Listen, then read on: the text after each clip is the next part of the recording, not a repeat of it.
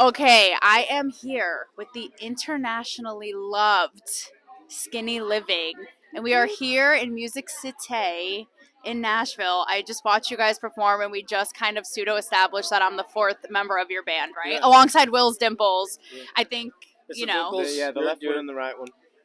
Your Yeah. vocals, yeah. Oh, I see. So really, I'm the sixth. You have your left dimple, you're right, and I'm the sixth member of the band. Fine, I'll take it. I'll take what I can get. So guys, you seriously impressed me because when we were talking about this before your show, backstage, how you have been at this grind for 10 years. Yeah. And in a world where this generation can't even hack being in the real world and a day job for 5 hours without having a mental breakdown, that's so impressive, right? So obviously this is your love, this is your craft, but as you are more into your journey, you have more at stake. You've sacrificed so much. Is it a mix of wanting to please the powers that be, execs, what have you, right, to make it happen? Because like I said, there's so much on the line. Or the more that you go in, is it more like, you know what, I don't give a fuck. If you don't like my songs, if you don't like my lyrics, toodaloo to you, good riddance, like that's your loss. How has that grown over time? And is it a balance? Is it one over the other? That's exactly what it is. It's just do what you do. And it gets more enjoyable the more you relax into it and just be who you are. And instead of trying to achieve something, just do what it is that you do, which is make music and play it. And it's so easy to lose who you are because other people are giving their opinions of who they think you are, and then as soon as you've had like 6 or 7 different like costume changes that day and all this other shit that just goes crazy, you might as well just be you and do it like that from the start. No, I like that. It's a very like diplomatic, like be you. Like I love it. I love that. But let's be real. And like I said, I'm a creative entrepreneur, like you guys, in a different lane. But like I said, the more in that you are, the more that you have at stake. There's not that little voice in your head that's like, we can't fuck this up, or we gotta impress so and so. Oh, he's like, no, lady, get lost. no, That's good. That's a gift. Just play music. And I think the thing is that we have fans or people that enjoy our music, and they speak to us and send us messages about why the music does something to them, and that's all That music says it really all. is. It's just feeling. And I think we all come from working class backgrounds. My dad's a joiner, his dad's a carpet retailer, his dad's a mechanic, and we're musicians. And to us, it seems like the same thing. Although it may seem more glamorous, it's just the same as getting up every day and going and doing what it is that you're good at, that is your trade with the rest of the world. And that's really what it is for us. But it's just amazing to be able to do something that can make you laugh or cry. Like, Speaking of that, well, first of all, something I love about your style is it's so incredibly cathartic and real and human. And I love that. I remember the first time I saw you guys when you were in Nashville, you really capture that like blue collar kind of everyman mindset, right? So obviously right now, let's be real, like we're in a fucked up time. Okay. We have like all of these distractions. People are lost. There's like all of these quick hits. Like there's like porn, video games, like TikTok, memes, all this stuff. And what you're doing is so real and deep. Now, with that said, again, you're in the middle of recording an album right now. Do you balance how much of it, you know how people will say like, you're entertainers, just entertain us, we don't want to think about the real world is so fucked right now. Is that a dialogue that goes on, which is like, again, the balance of like entertaining but also getting to the real deep shit and heart of things? Well, the deep shit and the heart of things is the start and the foundation of it. Being able to perform or be entertaining is something that it's taken me personally time to get my head around, because it's the conversation, the talking about things that are going on in life or how you feel is what it's all about for me. And having to stand on stage and perform the songs that I want the world to hear is another thing, you know. So it's not first and foremost. It's the conversation. It's about life and the entertainment thing. It's like secondary. So when you guys are together and you're writing everything you're doing, he's like, my dimples need their say, ma'am, please. Why don't we get in here and see them a little bit, by the way, because I feel like they're getting thank you. Oh, he's like, let me just really give them the spotlight they deserve. Yeah. I thought that's what you were giving me. Yeah.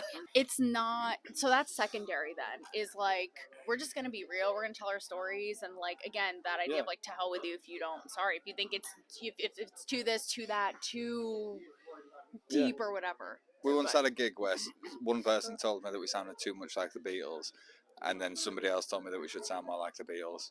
Yeah. And on that day, I decided I'm not listening to what other people think anymore. Hold on, is that you should sound more like the Beatles? So how does that make you feel when you hear that? Confused, really. You just sound like you should sound, really. You do your thing. Yeah. So, all right, we are in Music City, and there's been a lot of hooting and hollering around here lately. I don't know that if you've heard. One story that's been going on. Did you guys see the Miranda Lambert thing?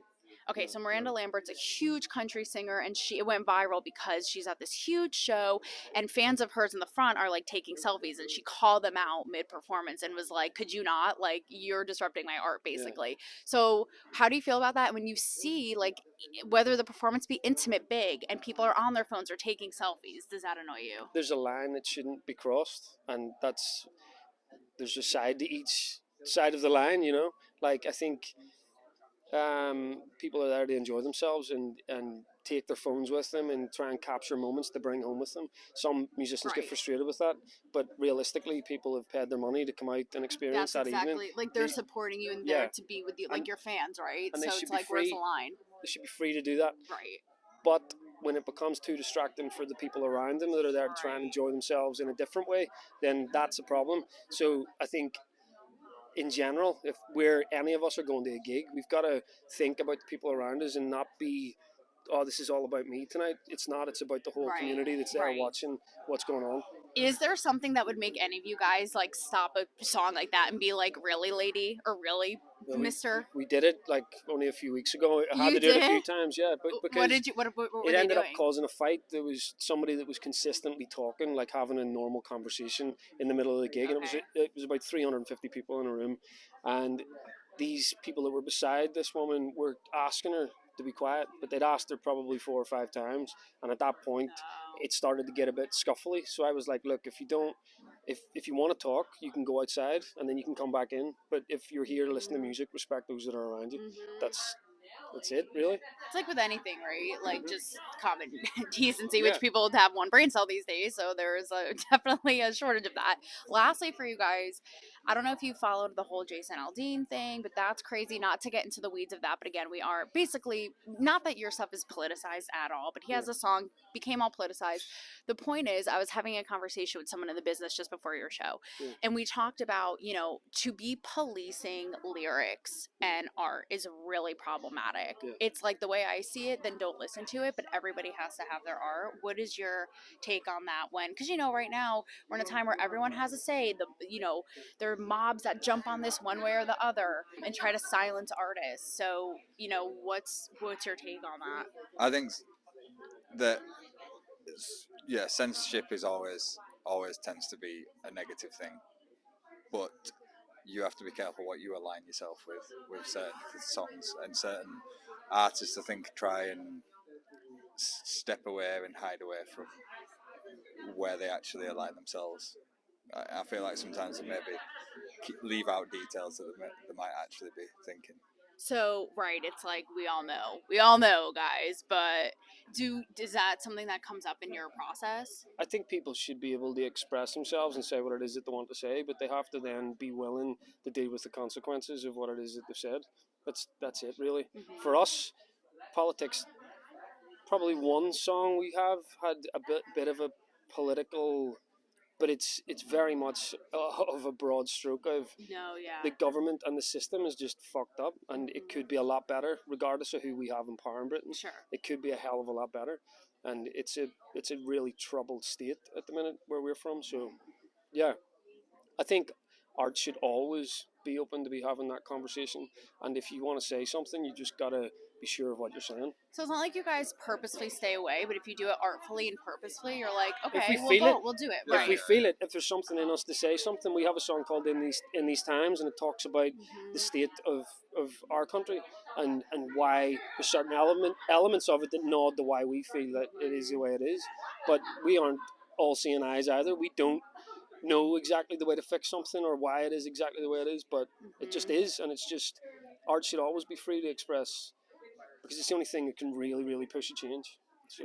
Period. I love that. That's the way to end it. That's what I'm all about. My platform's all about. So with that said, Should we end, since I am the, unofficial member of your band? Should Yeah. we do like a little So harmonizing? we're just doing Yeah, Good. I think 3, so. 2, Okay. 1, get. 3, 2. I did the foot stuff too. I will always love you. And seed.